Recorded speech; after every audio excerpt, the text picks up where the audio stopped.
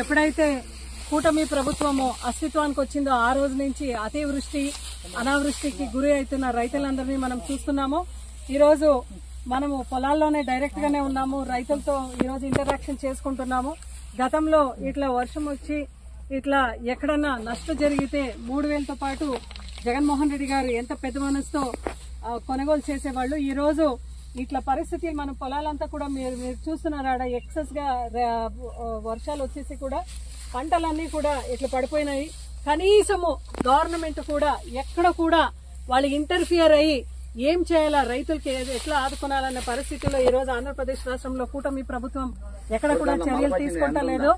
నిజంగా చాలా బాధాకరంగా ఉంది. ఎలక్షన్ కు ముందర అయితే రైతులకు మంచిది చేస్తామని చంద్రబాబు నాయుడు గారు, పవన్ కళ్యాణ్ గారు, బీజేపీ వాళ్ళందరూ కూడా ఊరూరు కూడా వాళ్ళ మైక్ పట్టుకుని డబ్బా కొట్టుకొని వచ్చినారు. ఈ రోజు రైతుల పరిస్థితి నిజంగా చాలా చాలా బాధాకరంగా ఉంది. ఇటువంటి రైతుల్ని మీరు ఆదుకోనాలి. కూటమి ప్రభుత్వం వాళ్ళందరూ కూడా ఇప్పుడైనా మీరు దిగి రావాలి, రైతులకు స్పందించాలి అని ఈ రోజు మేమందరూ కోరుకుంటున్నాము వైఎస్ఆర్సీపీ పార్టీ తరఫున. గతంలో అయితే జగన్మోహన్ రెడ్డి గారు రైతు భరోసాని ఓపెన్ చేసి ఇంటి ముందరకే ప్రభుత్వంని తీసుకుని పోయే పరిస్థితి మనం చూసినాం. అంటే ఎక్కడైనా రైతుకు ఏ నాణ్యమైన విత్తనాలు కావాలన్నా కూడా గతంలో మనం చూసినాం. చంద్రబాబు నాయుడు గారి హయాంలో మనం చూసినాం.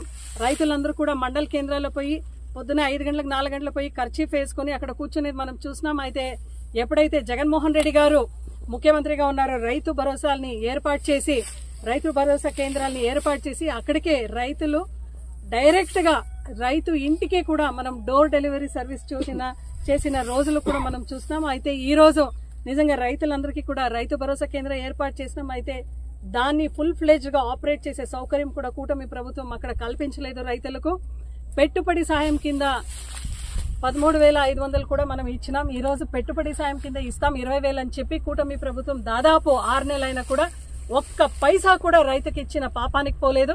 ఈ రోజు కూడా రైతులకి ఇట్లా పంటలు అతివృష్టి అనావృష్టి వల్ల చాలా నష్టపోయినారు. వాళ్ళందరికీ కూడా ఆదుకునే దానికి కూడా ఎక్కడ కూడా ముందుకు వస్తలేదు కూటమి ప్రభుత్వము. ఇన్పుట్ సబ్సిడీ లేదు, క్రాప్ ఇన్సూరెన్స్ లేదు. అదే విధంగా ఎవరు వచ్చి కూడా ఇది ముందు కొనడం లేదు. రైతు పరిస్థితి ఎంతగా బాధాకరంగా ఉంది అంటే ఈ రోజు ఏ దళారులు అయితే మీ కమిషనర్లు అయితే మీ మిల్లర్స్ అయితే మీ ఎవరైతే వచ్చి మధ్యలో ఏ రేటు పలుకుతారో ఆ రేటుకి ఇచ్చేస్తా ఉన్నారు రైతులు. నిజంగా కన్నీటితో మళ్ళా ఆయన ఇంటికి వస్తున్నాడు. అన్నం పెట్టే రైతు ఈ రోజు ఇంత బాధాకరంగా ఉన్నాడంటే చాలా దయనీయ పరిస్థితిగా ఉంది రైతులు. ఆ రోజు డాక్టర్ రాజశేఖర రెడ్డి గారు రైతుని రాజుగా చూడాలి అని ఆయన తపన పడ్డాడు. జగన్మోహన్ రెడ్డి గారు రైతుని రాజుగా చేసే దిశలోనే ఆయన పరిపాలన చేశాడు. ఈ రోజు కూటమి ప్రభుత్వంలో ప్రతి రైతు కూడా నష్టం పోయినా కూడా ఈ రోజు ఎవరు కూడా పట్టించుకునే నాథుడే లేదు అని ఈ రోజు ఇంటరాక్షన్ ద్వారా ప్రతి రైతు కూడా చెప్పుకుంటున్నారు.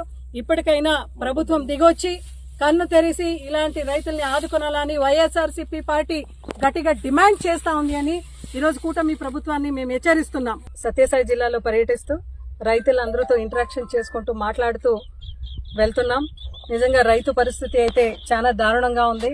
ఎందుకంటే గతంలో వరి పంట ఎక్కడన్నా నష్టపోయింది అని తెలిసిన వెంటనే కూడా ప్రభుత్వం ఇంటర్వెన్షన్ తో ఉంటూ కొనుగోలు చేస్తూ వాళ్ళందరికీ కూడా మద్దతు ఇచ్చిన వ్యక్తి ఎవరైనా ఉన్నారు అంటే నిజంగా అది జగన్మోహన్ రెడ్డి గారే.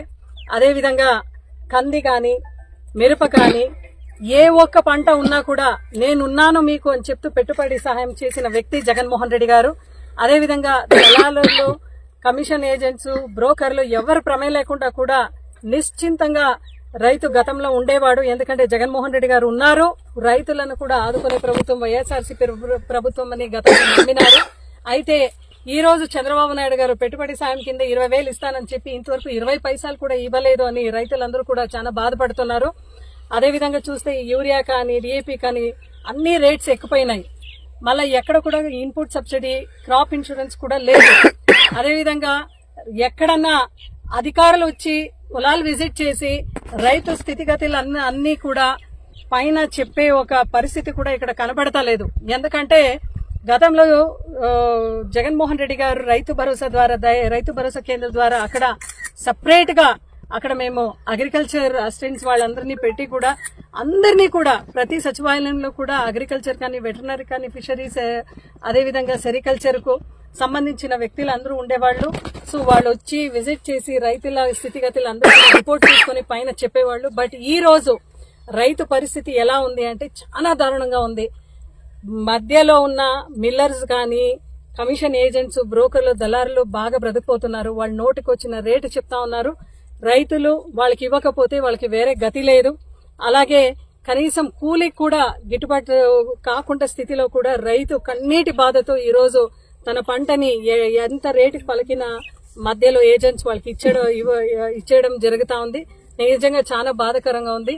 మన జగన్మోహన్ రెడ్డి గారు దీనిపైన ఒక మీటింగ్ తీసుకుని రైతులకు ఎంత అన్యాయం జరుగుతా ఉంది అని ఈ టాపిక్ మీద మీటింగ్ పెట్టుకుని ప్రతి జిల్లాలో కూడా కలెక్టర్ కి పోయి మనం రిప్రజెంటేషన్ ఇవ్వాలా అని నిర్ణయం తీసుకున్న తర్వాత చంద్రబాబు నాయుడు గారు ఆ రోజే రైతులందరి మధ్యలో వస్తాను, మీ బాధలు నేను వింటాను అని ఆయన చెప్పడం చాలా చాలా బాధాకరంగా ఉంది. ఎందుకంటే 6 నెలలు అయిన తర్వాత కూడా 6 నెలలు అయింది మీ గవర్నమెంట్ ఏర్పాటయ్యా. రోజు పవన్ కళ్యాణ్ గారు అయితే రైతుల గురించి చాలా పెద్ద మాట మాట్లాడినారు.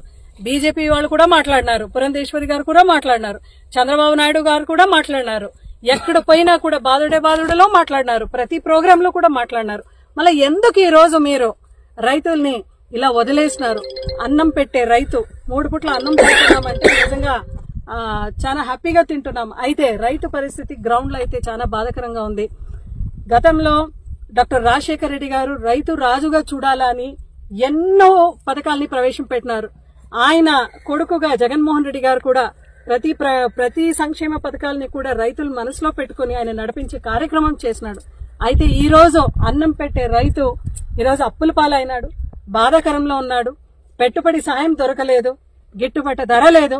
కనీసం ఆయన ఏదైతే పండుతున్నాడో అది కూలోళ్ళకి కూడా అమ్మిన తర్వాత తన సరుకు అమ్మిన తర్వాత కూలోళ్ళకు కూడా కూలికి సరిపోతా ఉంది ఆ ఇన్వెస్ట్మెంట్ పెట్టుబడి అని చెప్పడం నిజంగా చాలా బాధాకరంగా ఉంది. చాలా మంది రైతులతో కూడా మనము ఈ రోజు మాట్లాడినాము. ఈ ప్రభుత్వం ఏర్పాటైన తర్వాత అతివృష్టినో అనావృష్టినో ఏదో ఒకటికి గురి అయితేనే ఉన్నారు రైతులు. ఇప్పటికైనా ఈ ఒక సత్యసాయి జిల్లాలో 2 మంత్రులు ఉన్నారు, సవితమ్మ ఉంది, అదేవిధంగా సత్యప్రకాశన్ ఉన్నారు. దయచేసి ఈ జిల్లా చాలా వెనకబడిన జిల్లా, ఎక్కువగా రైతాంగం ఉన్న జిల్లా. ఇటువంటి ఒక రైతుల పరిస్థితిని అదేవిధంగా రైతుల ప్రాబ్లమ్స్ ని మీరు పై లెవెల్ కి తీసుకొని పోయి వాళ్ళని ఆదుకునే కార్యక్రమం చేయాలి. ఈ రొద్దం అనే మండలంలో కూడా చాలా నష్టపోయినారు. అయితే ఈ రోజు పెనుకొండల రొద్దం మండలం కూడా కరువు మండలంగా ప్రకటించలేదు అనే బాధ అయితే చాలా ఉంది. దయచేసి దీని గురించి ఇక్కడ స్థానికంగా ఉన్న మినిస్టర్ గారు మీరు విమర్శ చేయకుండా ఎప్పుడు కూడా జగన్మోహన్ రెడ్డి గారి పైన గత ప్రభుత్వం పైన విమర్శ చేయకుండా రైతాంగని మీరు ఎట్లా ఆదుకునే దాంట్లో దయచేసి ఈ రోజు కూటమి ప్రభుత్వం మీరు వెంటనే చర్యలు తీసుకునాలని వైఎస్ఆర్సీపీ పార్టీ తరఫున డిమాండ్ చేస్తున్నాం.